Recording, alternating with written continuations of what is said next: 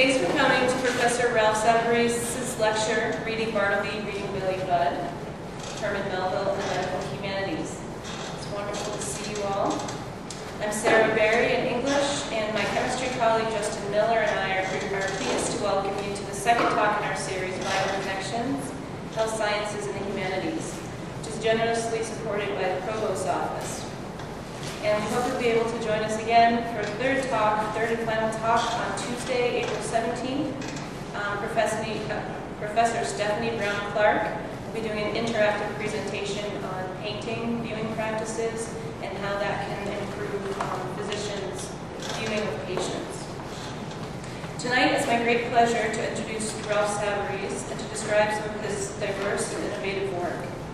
Both a scholar and a creative writer, he's an associate professor of English at Grinnell College in Iowa, where he teaches American literature, creative writing and poetry, and creative nonfiction, and courses in memoir, poetics, and cultural studies. He also teaches courses in illness, disability, and neuroliterature. Professor Savarese's poetry has appeared in Seneca Review, Suwannee Review, Southern Poetry Review, Flyaway, and Poetry Motel, among many other journals. He has published nonfiction in Fourth Genre, Segway, Stone Canoe, and Disability Studies Quarterly, and his piece, Myself on High, will appear in Plowshares this year. His 2008 book, Reasonable People, a memoir of autism and adoption, won an Independent Book Publisher Gold Medal. In medical humanities and disability studies, Professor Savarese's scholarship is groundbreaking in its interdisciplinary connections among the sciences, particularly neurology and the autism spectrum, and literature, both prose and poetry. In one strand of his research, he investigates the neurological underpinnings of literature and poetry in a range of contexts. In other words, he asks, what does the brain do when we read poetry or when we hear it? He has found, for instance, that people with autism who have learned to read grasp and use language like poets do. Excuse me. On the other side of the coin, his work considers poetry as both an art form and a science. Professor Savarese is also an important scholar and advocate of the emerging concept of neurodiversity, which encompasses what have traditionally been labeled as a spectrum of disorders of the brain, cognition, and affect. So neurodiversity challenges the labels and cultural prescriptions for people with non-average neural function, including people with autism, bipolar disorder, Asperger's. Instead of stigmatizing them, it seeks to recognize the enabling functions of their difference and to appreciate the entire range of human mental capacity. A related concept that Professor Savarese is pioneering right now is neurocosmopolitanism, in which he questions why people with autism must learn to process and negotiate the world in the ways of the average majority, and in which he proposes an inclusive understanding of neurologies across the globe, where we can all meet halfway. Did I do it justice? All right. As a recipient of a National Humanities Writ Large Fellowship, next year he'll be at Duke University's Institute of Brain Science, where he'll complete his book on neuropoetics and work with psychiatrists and residents at the intersections of language, literature, and neurology. We're very fortunate to have him here with us tonight. Please join me in welcoming Professor Savarese.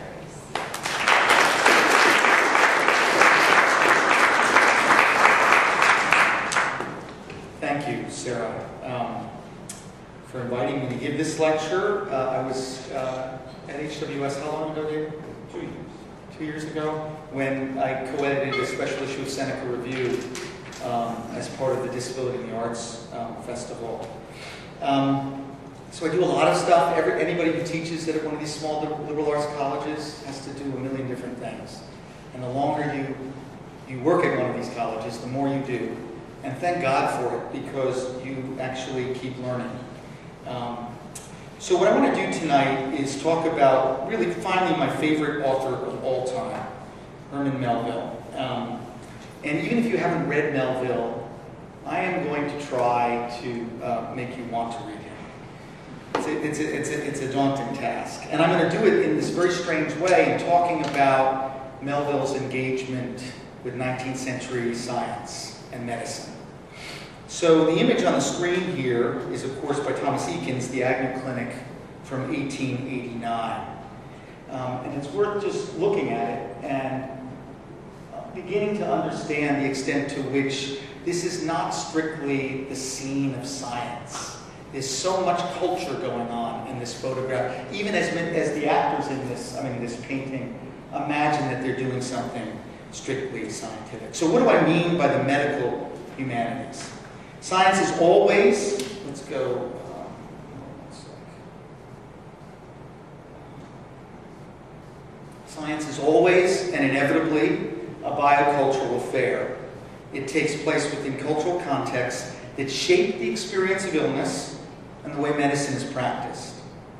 An interdisciplinary field, the medical humanities, can be said to explore how various social actors, patients, doctors, scientists, politicians, and writers produce the concept of health. And so how does the great 19th century American author Herman Melville connect with the medical humanities? If the medical humanities reveal how science, as I just said, is always inevitably a biocultural affair, then the work of Herman Melville shows how literature is frequently a socio-scientific one, taking up all manner of prevailing theories about illness and health. Famous for writing Moby Dick, Melville also wrote, among other things, the novels Redburn, White Jacket, The Confidence Man, and Billy Budd, and the short stories Bartleby the Scrivener and Benito Serrano. There is a picture of the author in his 40s. He lived from 1819 to 1891. Melville was particularly interested in the field of medicine, and work after work he engaged with the medical debates of his time. For example, in the 1850 novel White Jacket, Melville spoofs the rise of homeopathic medicine, which, founded by Samuel Hahnemann, upholds the principle of similia, similibus, curantur, or like cures like.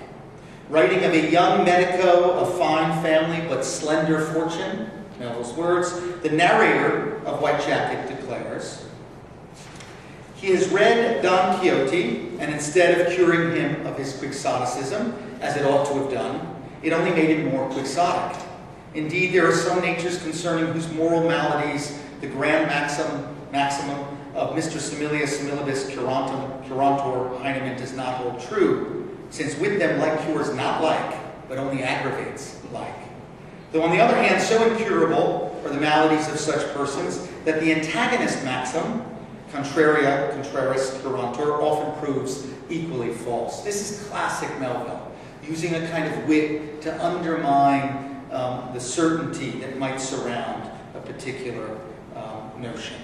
Melville's attitude toward the medical profession was quite negative, and he was as critical of what we now call conventional medicine as he was of alternative medicine.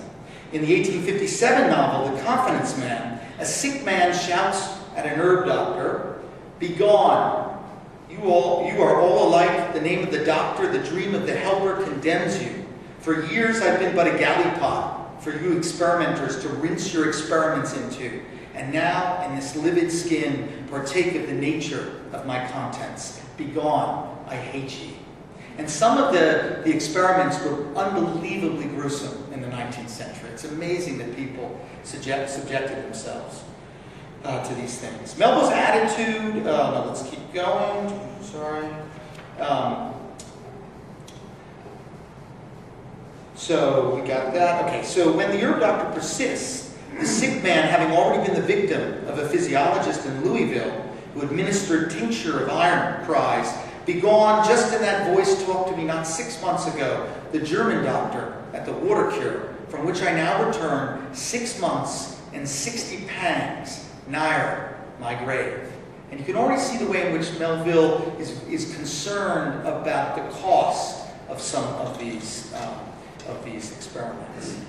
It's worth noting how much the desperation of a mid-19th century patient resembles that of a late 20th century early 21st century one. Dissatisfied with both conventional and alternative medicine, the patient doesn't know where to turn.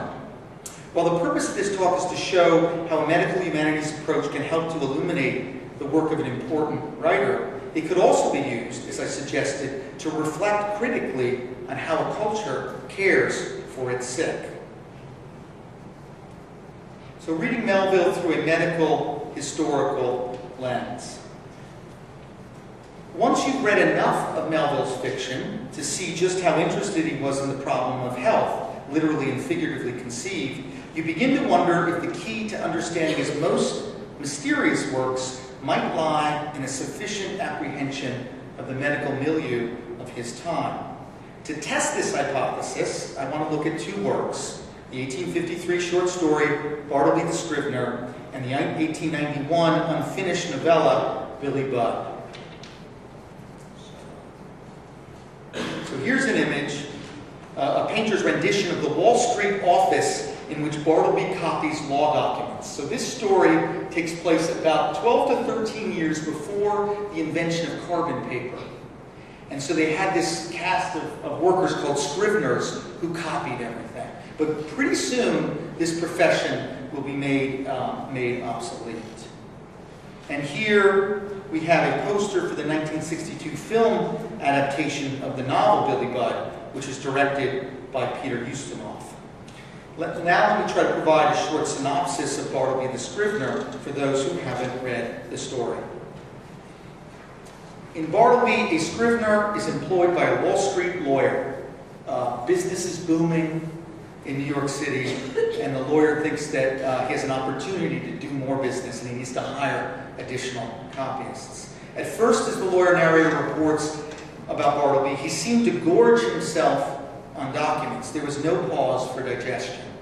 Then suddenly Bartleby refuses to copy, responding to a direct order with his famous rejoinder, "I prefer not to." Many critics think that phrase, "I prefer not to," is the most famous line in 19th century American literature. Bartleby eats nothing but ginger nuts until he eats nothing at all. Removed to the Tombs, the jail in Manhattan, after the lawyer moves his own office so as to be rid of the scrivener, he dies of starvation. Why did Bartleby stop copying? What was the nature of his rebellion? Why finally did he eat only ginger nuts? Some 800 scholarly articles have tried to get to the bottom of this mystery. Talk about a "I prefer not to" Bartleby affair. I recently came across an article that did a kind of reader response treatment of the essay, interviewing students who had read the story in the late 60s and then students who had read the story during the Reagan period. During the 60s, kids identified with Bartleby, and during the 80s, unfortunately, kids identified with the lawyer narrator who ultimately fires Bartleby. So let's now give you a quick synopsis of Billy Budd. Billy Budd. This too has a very, very famous line, "God bless Captain Beard." In Billy Budd, a sailor for whom to deal in double meanings and insinuations of any sort was quite foreign to his nature, stutters when confronted with a mendacious charge of mutiny. Another sailor literally sets Billy up and accuses him of wanting to stage a mutiny. Striking out and killing a superior officer, he stutters and he can't say no to the charge, gets so frustrated and kills his accuser. He is then hanged by Captain Vere. Though the chaplain acknowledges that Billy has no need for Christian solace, Billy's final words, just as he's about to be hanged, are "God bless Captain Vere." And he's able to say them without stuttering or stammering. Why does Billy say this, and how, after having such difficulty with hard G's earlier in the story, is he able to produce the word God flawlessly? Are we to imagine that Billy has forgiven Vere? So let's do the consideration of Bartleby first. The story figures, as you just saw, capitalist labor as eating, as gorging oneself without pause for digestion. The scrivener's literal diet consists exclusively of ginger nuts. And here's a quotation. "He lives then on ginger nuts, thought I." This is the lawyer narrator. "Never eats a dinner, properly speaking. He must be a vegetarian then. But no, he never eats even vegetables. He eats nothing but ginger nuts. My mind then ran on in reveries concerning the probable effects upon the human constitution of living entirely on ginger nuts. Ginger nuts are so called because they contain ginger as one of their peculiar constituents and the final flavoring one. Now, what was ginger? A hot, spicy thing. Was bartleby hot and spicy? Not at all. Ginger, then, had no effect upon bartleby. Now, what was ginger? This line should remind the reader familiar with Melville's work of a scene in Moby Dick, the moment when Stubb proclaims, after an exhausted Queequeg has been pulled from the shark-infested waters. Ginger? Ginger? And will you have the goodness to tell me, Mr. Doughboy, where lies the virtue of ginger? Is ginger the sort of fuel you use to kindle a fire in this shivering cannibal? The steward, Mr. Starbuck, had the face to offer that calomel and jalop to Queequeg there, this instant off the whale. Is the steward an apothecary, sir? We'll teach you to drug a harpooner. None of your apothecary's medicine here. Ginger jug, you gingerly rascal, take that and run along with ye to the lockers and get something better. Stubb refers to ginger as calomel and jalap, which are powerful purgatives. Not, we shall see, is the more common reinvigorator or great stimulant without reaction. He wittily denigrates ginger because the temperance movement, think of ginger ale, right, was lauding it as a non-alcoholic alternative to regular ale. The virtue of ginger is indeed a lie, in Melville's pun. It is a poor substitute for the solace of alcohol. The point is that in 1851, 2 years before Bartleby, Melville explicitly refers to ginger as medicine. In 1853, he retains the sly questioning, where lies the virtue of ginger, becomes, now what was ginger? But he renders implicit ginger's purported medicinal effects. And now let's do a second intertextual reference. In Melville's 1849 novel, going back 2 years earlier, the narrator speaks directly of apothecary or patent medicine. So while in New York, finding his hair growing grayer, and all his friends, the ladies and others laughing at him and calling him an old man with one foot in the grave, he slipped out one night to an apothecary, stated his case, and wanted to know what could be done for him. The apothecary immediately gave him a pint bottle of something he called Trafalgar oil for restoring the hair, price $1, and told him that after he had used that bottle and it did not have the desired effect, he must try bottle number 2, called Balm of Paradise, or the elixir, the Battle of Copenhagen. These high-sounding naval names delighted Blunt, the character, and he had no doubt there must be virtue in them. Notice the use of the word virtue in relation to these medicines 4 years before Bartleby. Melville is indeed exploring the virtue of purported medicinal cures. The passage continues. I saw both bottles, and on one of them was an engraving representing a young man, presumed to be gray-headed, standing in his nightdress in the middle of his chamber, and with closed eyes applying the elixir to his head with both hands, while in the bed adjacent stood a large bottle conspicuously labeled Balm of Paradise. It seemed from the text that this gray-headed young man was so smitten with his hair oil and was so thoroughly persuaded of its virtues that he had gotten out of bed, even in his sleep, groped into his closet, seized the precious bottle, applied its contents, and then to bed again, getting up in the morning without knowing anything about it. Melville is having great fun lampooning this early Prufrock's masculine misery. I say this as a bald man myself.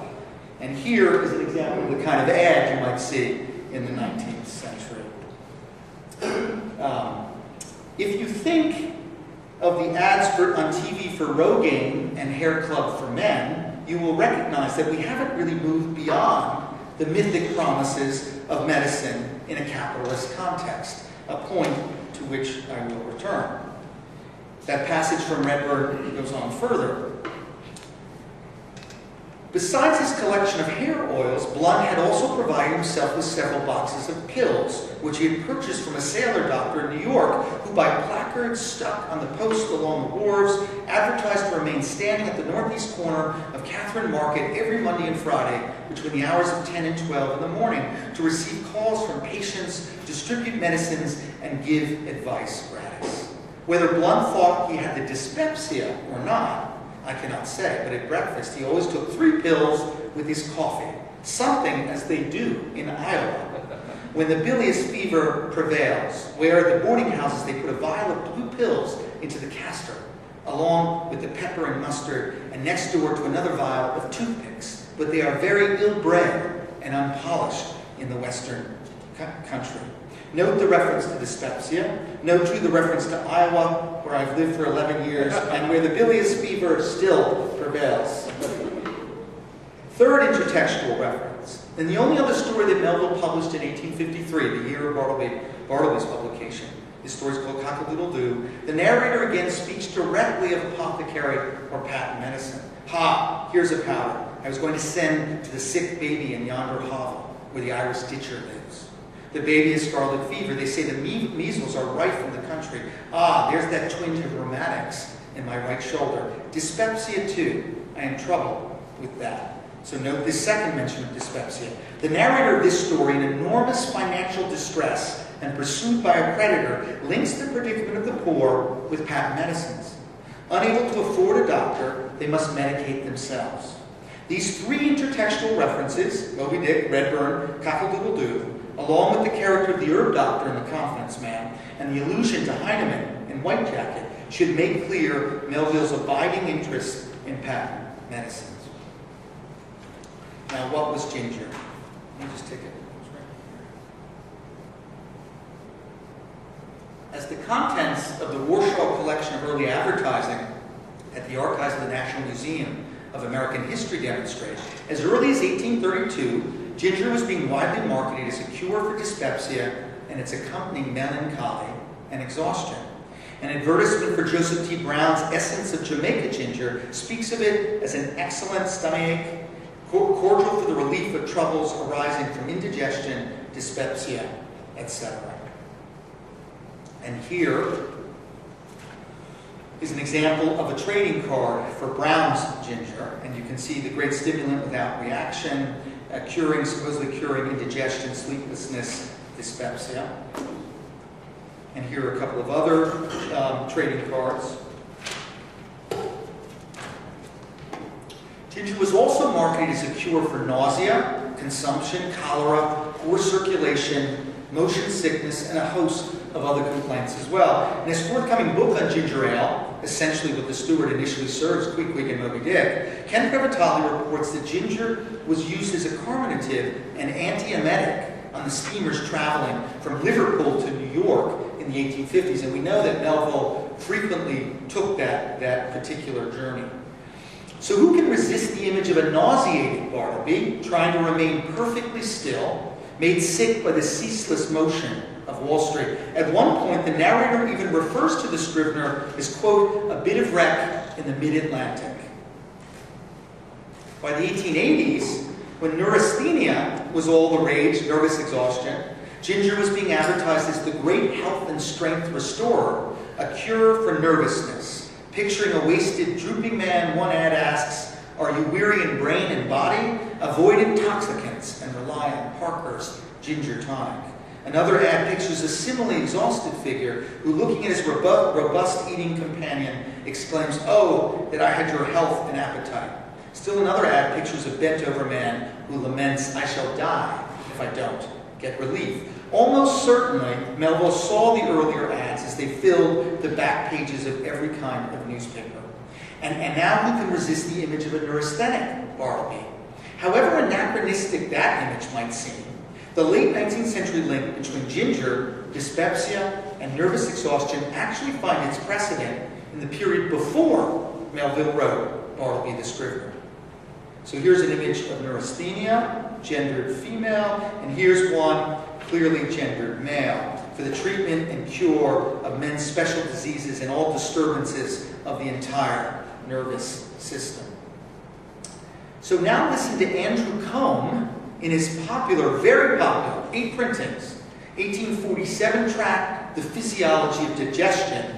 Listen to him discourse on the causes of dyspepsia.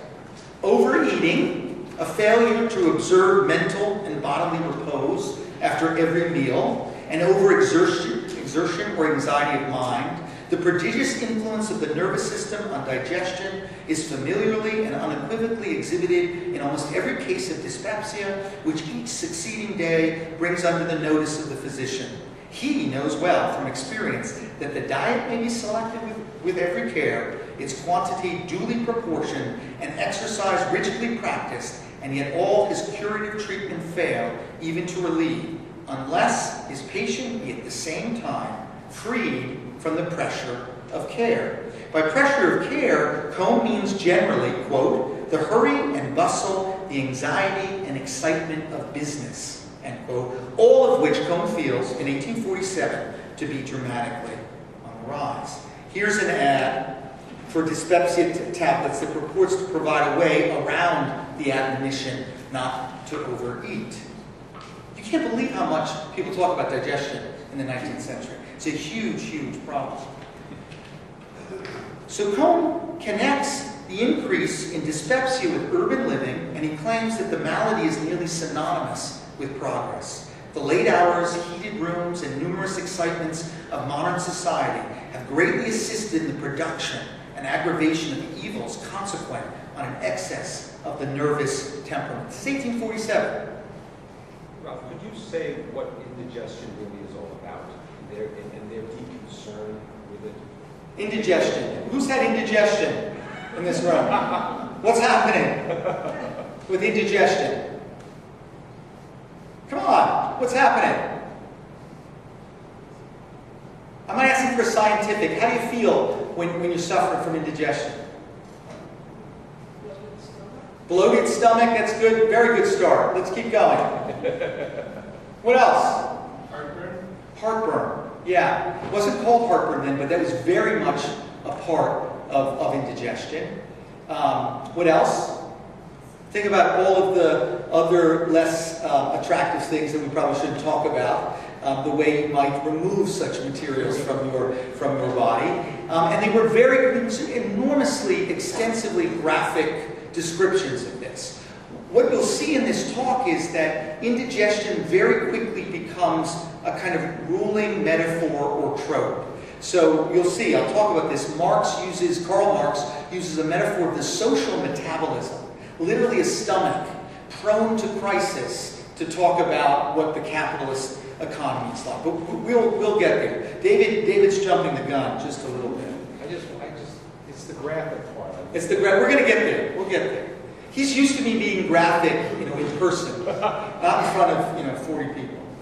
Quoting from Caldwell's thoughts on physical education, Combe juxtaposes the digestion of English farmers and merchants, quote, manufacturers and mechanics who engage in a regular and well-established business where the risk is slight and the profit sure, with that of, quote, literary men, officers of state, dealers in scrip, daring adventurers, and anxious and ambitious projectors of improvements. So one of the things that's happening on Manhattan is the island's moving northward. They're trying to clear roads, build buildings, and these were speculative projects that were quite risky.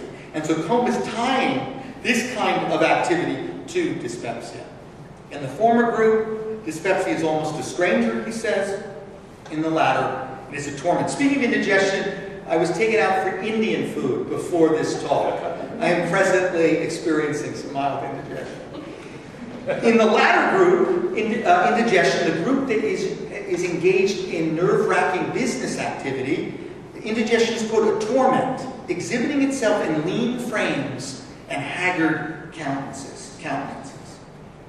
So, Combe then suggests that dyspepsia has become an epidemic in America. In the United States of America, indigestion prevails to an extent unknown elsewhere. The error seems to be the result of the exciting circumstances amidst which the Americans live that have any merely constitutional peculiarity. For similar effects are only too common on our side of the Atlantic whenever the spirit of competition runs high. So Combe links indigestion and industrial capitalism in a way that was beginning to be common during the mid-19th century. And while he was largely attending to industrial capitalism's fortunate few, Peter Gaskell, on whom Marx and Engels depended so much, was worried about its unfortunate masses. The class of manufacturers engaged in mill labor are victims to a train of irregular, morbid actions chiefly indicated by disturbances in the functions of the digestive apparatus, with their consequent effects upon the nervous system, producing melancholy, extreme mental irritability, and great exhaustion. If the situation of the pampered man of wealth, who is the victim to dyspepsia, is pitiable, how shall that of the operative be described? He is condemned to labor on, prey to bodily sufferings, and the most deplorable mental suffering, alternately drowning his troubles in the delirium of intoxication, or standing a miserable and woe-worn figure before his machine or loom. The final line of the second passage is reminiscent of the quote-unquote miserable Bartleby standing before his wall, endlessly copying before he refuses to do so. Or of the inebriated turkey, another scrivener, spilling his pens, or of Nippers, yet another scrivener, who, quote, if he wanted anything, it was to be rid of a scrivener's table altogether. By depicting capitalist labor practices as requiring for the working class the utter disregard of every known guideline for proper digestion, and thus is invariably producing dyspepsia, Melville underscores the destructiveness of these social relations of production and the impossibility of the narrator's cruelly ludicrous wish for cheerful industry. So, to review, recall the passage from which I quoted at the beginning. At first, Bartleby did an extraordinary quantity of writing, as if long famished for something to copy. He seemed to gorge himself in my documents. There was no pause for digestion. And I really do believe that 19th century readers would have read this exactly, and it would not have been difficult to read, to uncover this kind of material, since digestion was talked about everywhere. The story figures capitalist labor as overeating, and it hints at the likelihood of indigestion or dyspepsia, a condition mentioned by the narrators of Cock-a-Doodle-Doo and Redbird. Recall as well that Bartleby gives up ginger nuts and stops eating altogether. I would prefer not to dine today, said Bartleby, turning away. It would disagree with me. Upon seeing a wasted Bartleby, the narrator tells the prison grub man that his former employee lives without dining. According to the story's logic, Wall Street labor doesn't agree with Bartleby. And as I mentioned earlier, in Capital, Marx's famous work, interestingly enough, employing the rhetoric of political anatomy, Marx uses the metaphor of a social metabolism to characterize the circulatory transformations of an industrial money economy and to propose, with the periodic misalignment of supply and demand, the virtual certainty of a dyspeptic economy or stomach. Bartleby thus eschews copying, which is to say capitalist dining, in an attempt to cure his indigestion, and he does so, as I've suggested, by consuming ginger nuts. Sadly, this medicine doesn't have its desired effects. Now listen to Frederick Engel's discourse on the sham of patent medicines in his 1844 book, The Condition of the Working Class. Here's an image of the book, cover, and there's Marx and Engels in Berlin. Another reason for the poor state of health of the working classes is to be found in the impossibility of securing skilled medical attention in the event of illness. English doctors charge high fees which the workers are unable to pay. The workers either do without medical advice or they are forced to patronize charlatans and make use of quack remedies which in the long run do more harm than good. A very large number of quack doctors ply their trades in all the towns of England. By means of advertisements, posters, and other publicity stunts, they recruit their clients from the poorer classes. In addition, large numbers of patent medicines are sold as cures for all sorts of actual and imaginary complaints. And let's keep going. Morrison's pills, Parr's Life pills, Dr. Mainwaring's pills, and thousands of other pills, medicines and ointments, which are all capable of curing all the illnesses under the sun. It is by no means unusual for the manufacturers of Parr's Life pills to sell between 20 and 25,000 boxes of these wonderful nostrums a week. They are taken to relieve an astonishing variety of different complaints, constipation, the graphic stuff for David, as well as diarrhea, fever, as well as lassitude. So the English workers now gulp down their patent medicines, injuring themselves while filling the pockets of their proprietors. And here's an image of Parr's life pills. And you can see the digestion claim. Melville's 1857 novel, the novel 4 years after Bartleby, very much echoes Engels, rendering patent medicines just one of the myriad duplicities that plague American life. The herb doctor hawks the well-being of capitalist profit, unabashedly proposing the 19th century equivalent of an Amway scheme. Well, if $2 a box seems too much, take a dozen boxes at $20, and that will be getting 4 boxes for nothing. And you need use none but these 4. The rest you can retail out at a premium. And so cure your cough and make money by it. In a nutshell, that's American medicine. Cure your cough and make money by it. Come, you had better do it cash down. 4 years earlier in Bartleby, the scrivener Melville seems to have presented a worker who avails himself of this kind of quack remedy and then gives up. In an American context, patent medicines emerged from the populism of the Jacksonian period and were advertised as a corrective to class division in the arena of medical knowledge and care, allowing everyone simply to doctor themselves, as any number of the ads from the period unequivocally state. As James Cassidy writes, the pluralistic countercultural medicine that emerged in the 1820s and 1830s was solidly based in democratic precepts. It stood for such things as broader health education and better medical attention for all citizens, for the abolition of medical privilege, and for the freedom to choose among competing medical sects. In the 1840s in America, all but 3 of the states repealed their medical licensing laws. So popular were the innumerable alternative medicine sects from which the patent medicine industry sprung. And yet what began as a concern about social stratification and a threat to Republican ideals ends its way of simply making money, and a whole lot of it at that, as James Harvey Young makes clear in his book, The Toadstool Millionaires. By 1853, Jacksonian dreams are themselves, in the words of Michael Rogan, exhausted, not to be revived by any patent medicine which merely fills the pockets of its proprietors. Just as these patent medicine ads should remind us of the barrage of pharmaceutical ads to which we are regularly subjected on TV, so Melville's concern with democratic medicine should remind us of current debates, literally as we speak. Today was the final day of deliberation in the healthcare case at the Supreme Court. So it should remind us of current debates about so-called Obamacare. To what extent will the concept of health be structured by capitalist imperatives? And for those who want to imagine that we have long since outlived the era of unreliable, if not fraudulent science, consider the number of very popular drugs that have recently proven harmful and or much less efficacious than their original trials suggested. In another life, I was a tennis pro, and the first person to die from taking Vioxx was a friend of mine who actually played Martina Navratilova in center court at Wimbledon. And she died at 43. She was the fittest person on the planet. So it's worth remembering that we haven't exactly left this era of quack remedies or harmful remedies behind. But a significant question still needs to be answered about Bartleby.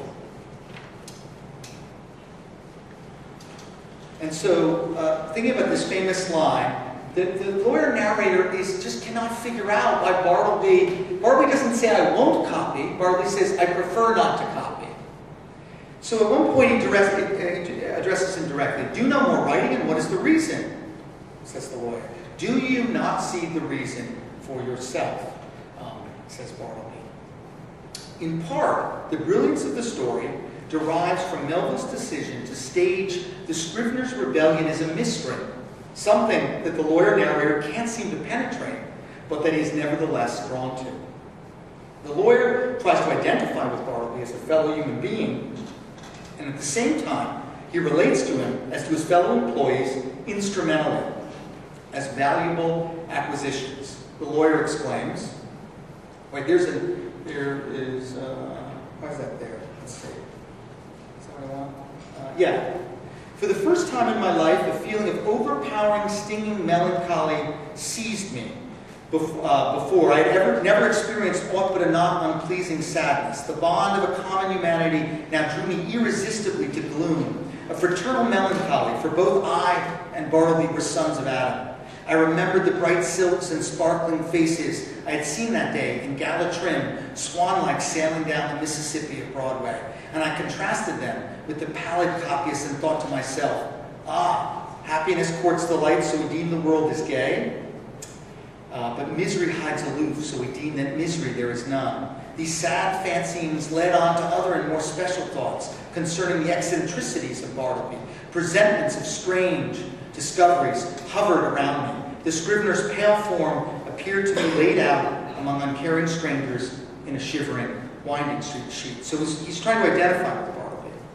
But then, yet the lawyer also, as I've suggested, is grotesquely insensitive to the plight of his employees who hate what they do. They hate copying all day long, attributing their poor health to economic ambition. Speaking of one of his scriveners, the lawyer comments, Nippers was a whiskered, sallow, and upon the whole rather piratical-looking young man of about 5 and 20.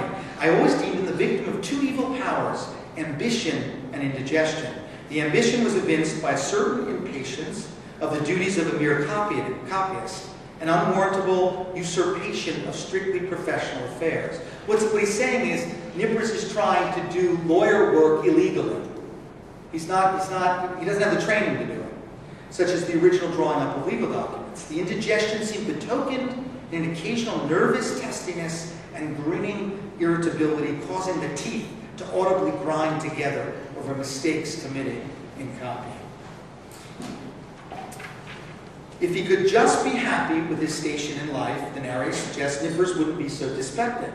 The lawyer also notes the problem of ambition when describing another employee, Ginger Nut, who received his nickname by purveying the ginger cakes that the lawyer's employees consumed. Ginger Nut was a lad some 12 years old. His father was a carman, a mover, ambitious of seeing his son on the bench instead of a cart before he died. Speaking of Turkey, who has a drinking problem, the narrator unwittingly connects the toll such copying takes on the scrivener's health, the property exchanges the scriveners serve, and the ginger cakes they pointlessly consume. Of all the fiery afternoon blunders and flurried rashness of Turkey was his once moistening a ginger cake between his lips and clapping it on a mortgage for a seal. Even these legal documents seem to be dyspeptic and thus in need of a palliative seal. Unlike Ginger Nut's father and Nippers, who aspire to an unhealthy social mobility, Bartleby accepts his lot. And yet this labor, the narrator contradictorily implies, if consumed according to the ideal of capitalist diligence, itself produces dyspepsia. Thus, because the prospects of social mobility for the working class are quite slim, and we're moving from master-apprentice relations to wage labor, and very poorly paid wage labor. These prospects are quite slim. The narrator's homily about the dangers of ambition only works to mask the inevitability of abdominal distress. Here, Melville more than intimates his feelings about the undemocratic nature of industrialization, which strands a huge section of the population despite its enormous economic contribution. And here one can begin to see the meaning of Bartleby's great stillness, his long-continued motionlessness, or translated back into the language of digestion, his desperate attempt at dieting to improve his rather hopeless metabolism.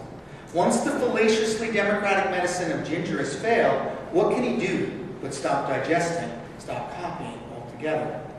Of course, Melville's sad joke is lost on the narrator, who, though established in the conceit of digestion himself, cannot seem to trace out its figurative implications with respect to the scrivener's sudden renunciation of work. The reader must make the connections that will allow him, quote, to see the reason for himself. Now, turning quickly to Billy Budd, let us proceed in a similar fashion, although much less elaborately. And I want to just gesture at what this kind of analysis might look like there. So why have critics taken seriously Melville's description of Billy, the handsome sailor, as intellectually disabled? Billy's described as an upright barbarian, a child man whose simple-mindedness, a common term in the 19th century for what we now call intellectual disability, had remained unaffected by experience or age. As Melville puts it, experience is a teacher indeed, yet did Billy's years make his experience small. Billy is said, as I noted earlier, to be unable to deal in double meanings and insinuations. Again and again, the narrator compares Billy to the animal world, first saying that like an animal, he is no philosopher, then suggesting that he is, quote, like a young horse fresh from the pasture, suddenly inhaling a vile whiff from some chemical factory, end quote. Later, after striking the fateful blow and receiving his death sentence, Billy is said to have, quote, a look in its dumb expressiveness, not unlike that which a dog of generous breed might turn upon his master, seeking in his face some elucidation of a previous gesture ambiguous to the canine intelligence. End quote. Okay. What might be mistaken for just another allegorical character, this character who stutters and doesn't seem to be able to deal with the sort of sinister world as it is, receives specific historical content. The narrator compares Billy to an asylum patient and the nefarious Claggart, the man who makes up the charge of mutiny, to an asylum doctor. With the measured step and calm, collected air of an asylum physician approaching in the public hall some patient beginning to show indications of a coming paroxysm, Claggart deliberately advanced within short range of Billy and mesmerically looking him in the eye, briefly recapitulated the accusation. Melville is keenly aware of the increasing professionalization of medical knowledge, and by comparing the sinister Claggart to an asylum doctor, he makes clear his opinion of such a medical expert. In a sense, Billy Budd dramatizes Foucault's point in The Birth of the Clinic, what James Trent, an historian of intellectual disability in America, nicely summarizes as the way, quote, care becomes an effective and integral part of control. By care, Trent means the full range of disciplinary practices that must first produce difference, intellectual disability, as aberration, then insist on correcting, or at the very least, on managing it. Here's a picture of Foucault's famous book. How are we...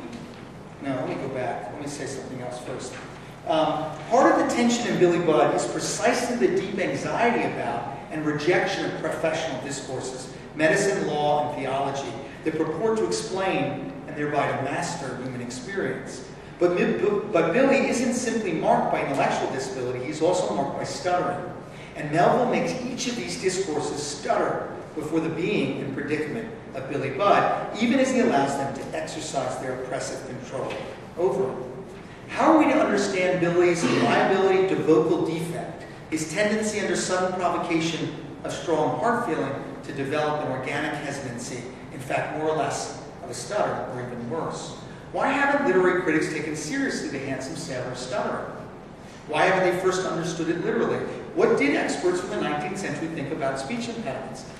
At least 800 scholarly articles on this work, and no one actually said, let's find out what somebody thought about stuttering in the 19th. Why not? And this sort of proves Sarah's larger point about this kind of series is no matter what field you're in, bringing medical knowledge to bear on literary interpretation can really help you to illuminate these texts. The narrator writes of a, quote, strange, dumb gesturing and gurgling in Billy, and he almost seems to delight in describing the spectacle of impeded speech. Quote, the intent head, an entire form straining forward in an agony of ineffectual eagerness, gave an expression to the face like that of a condemned Vestal priestess in the moment of being buried alive and in the first struggle against suffocation. That is classic Melville, the elaborate, extended metaphors. Consider this description from James Hunt's popular 1861 book, Stammering and Stuttering, Their Nature and Treatment, and ask if it might not be worth recovering the present-day science of vocal defects. It is indeed a melancholy spectacle to behold such a stutterer. Not only are the speech and respiratory muscles thrown into spasmodic action, but the movement of the hands, arms, feet, legs, and even the whole body join in the general commotion. And here's an image of Hunt's book. Even more striking is the way that Melville seems to lean on the belief that stuttering is a distinctly civilized pathology. So listen to Hunt. The question whether stuttering only affects civilized people is one of very considerable interest. Most travelers who have long resided among uncultivated nations maintain they never met with any savages laboring under an impediment of speech. So in Bartleby, the industrial labor is tied to dyspepsia, and in this work, you get stuttering is tied to the so-called civilized nations. Billy must be civilized enough to fall prey to stuttering's clutches, yet not so civilized as to be alienated from the natural world, a common belief about those with intellectual disabilities. Think, for example, of Wordsworth's poem, Idiot Boy, in which a mother sends her disabled son to get a doctor, and he becomes lost and then entirely distracted. Unconcerned even with sickness and death and the importance of his mission, writes James Trent, the boy riding his pony was one with the sights, sounds, and movements of the night. His innocence and unconcern bound him closer than most to nature. We have already seen how Melville compares Billy to animals of limited intelligence. As a counter to images of discursive mastery, doctors, lawyers, talking about what they think they know, Melville offers images of dumb and amorphous nature, from the inarticulate seafowl that scream and circle above the spot where Billy's body entered the water, to the air above, which the narrator tells us was like smooth white marble in the polished block, not yet removed from the marble dealer's yard. That Billy, whose voice is said at the beginning to be singularly musical, is compared directly to a singing bird at the end, when he delivers his famous last words, accords the seafowl image special significance. We are meant, I believe, to understand the seafowl as grieving the death of one of their own. That Billy Bird is analogized initially as an illiterate nightingale and a goldfinch popped into a cage as he is pressed into service aboard the HMS Bellecourt, further supports such a contention. In death, Billy has left the prison house of civilization, which cognitive disability rendered partially alien, and rejoined a domain where language and cognition are utterly superfluous. In this way, he constitutes an unworkable compromise between pure nature and civilization. An illiterate nightingale or human bird can only fall prey to a sinister intelligence. And yet, if Billy Bird returns to nature at the end, and Melville abandons the fantasy of an antidote to complete acculturation, why then doesn't Billy stutter when faced with his own execution? Why does he produce language effortlessly? Although the chaplain acknowledges the uselessness of religion as a source of consolation for the condemned sailor, he nevertheless ministers to him.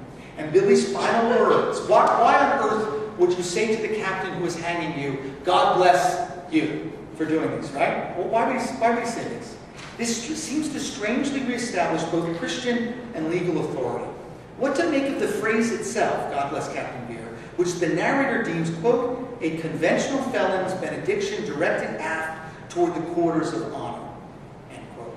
Has religious discourse truly reasserted itself in the specter of Billy's inexplicable fluency? Here, an appeal to the literature of stuttering makes all the difference. Early in the novel, we're told that the strong emotion can elicit Billy's vocal embarrassment, and we see him stumble when the mutinous stranger approaches him. Damn, I don't know what you are driving at or what you mean, but you had better go where you belong, Billy cries. If you don't start, I'll toss you back over the rail. Billy has a very difficult time producing the initial G in the word go, but later he has no problem saying the word God, which inaugurates the phrase for which he is famous. Interestingly, he does struggle to say the word God earlier in the story, as in God will bless you for that, Your Honor, when questioned by Vere after Claggart's death. A fact that makes his final fluency only that much more mysterious. To repeat, why doesn't Billy stutter when he is precisely in the state of mind that should have caused him to do so? And why does he invoke religion if earlier he refused was unnecessary its consolation? Once again, James Hunt provides an answer. Could the phrase God bless be, as Hunt writes, in the middle of the 19th century, an outre expression which is chosen in haste by the stutterer, and for no other reason than it is easy of utterance? Could it, in short, be totally meaningless? Just a phrase designed to ensure the speaker's composure to get him to the next linguistic moment. Hunt notes that such expressions, often completely absurd and out of context, can make the stutterer resemble, quote, an idiot or an imbecile, an irony, to be sure, in Billy's case. I'm almost done. The Harvard scholar Mark Schell, in his cultural examination of stuttering, discusses a range of avoidance techniques, particularly word substitution, which sometimes involves using outre expressions. Schell comments, in the instant of substitution of one note for another, the human stutterer becomes bird-like. He disregards almost completely the longer-term problems of meaning that his substitution will entail in the sentence. To all intents and purposes, the stutterer becomes a singer of musical notes. He's singing words that mean nothing. And what, according to the novel, is Billy at the moment before his death? But exactly that, a singer of musical notes. Already well on his way to reuniting with nature, Billy Bird evacuates the phrase of its meaning, a meaning that doesn't make sense in the context of what is happening to him. Of course, it is possible that Billy doesn't stutter because he literally sings the phrase, "God bless Captain Vere." As countless commentators have noted, stutterers do not stutter when humming or singing. But even if Billy did sing his final words, the problem of undermined signification would remain. As Shell writes, as to why stutterers do not stutter when they sing or hum, there are many speculations, none definitive. One favorite notion is that singing tends to empty the sounds of semantic meaning to the point where they effectively become music. The phrase, "God bless Captain Vere," is language that only appears to signify something, the product of an illiterate and indeed inarticulate nightingale or goldfinch popped into a noose. Whatever irony encases these words is the irony of apparent meaning that countless critics have attempted to tease out of the text. Last slide. The point of my analysis is not to master these stories with medical history, but rather to elucidate each work's complex figuration. Literature, after all, is an indirect discourse. For a writer like Melville, who is keenly interested in politics and culture, the question of democratic health, attending to a work's material references, is paramount. Though the focus of my talk hasn't been Melville's usefulness to a discussion of democratic health today, I would submit that there's no other American writer who so consistently probes the relationship between physical well-being, the profession of medicine, and the evolving capitalist culture in which we all live. Melville's work shows just how dynamic and interdisciplinary is the concept of health, and he rewards a critical practice grounded in the medical humanities. Thanks again to Sarah for the invitation to lecture at HWS and to you all.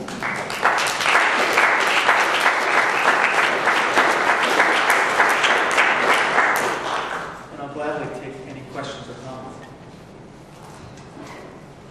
It's a lot, I know. So, Yeah. I'll just start off. So, is your claim with Hunt's that the phrase, "God bless Captain Vere," means either nothing or the opposite? It might as well mean "goddamn Captain Vere"? No, it's actually a little bit finer than that. It's precisely because "God bless Captain whatever" in so many different contexts is a kind of a repeated phrase that Billy can actually say it without stuttering. And he's saying it precisely to keep his composure at this moment, right? Because he's given a chance to give his last words, and he chooses those words so as not to stutter. Right? So he chooses, rather than semantic intelligence, Right. making the statement, he chooses to represent his own composure as, in a sense, his response. Right, and so that what it makes possible is both the misrecognition of those words on the ship and the repeated misrecognition or misunderstanding of those words by critics over and over again, who don't really understand, who have not bothered to look at why stuttering. I mean, why does Melville go out of his way to show you that Billy has trouble saying the word God, and then he doesn't at the end, and he said to sing it the way, to say them the way a bird might sing these things.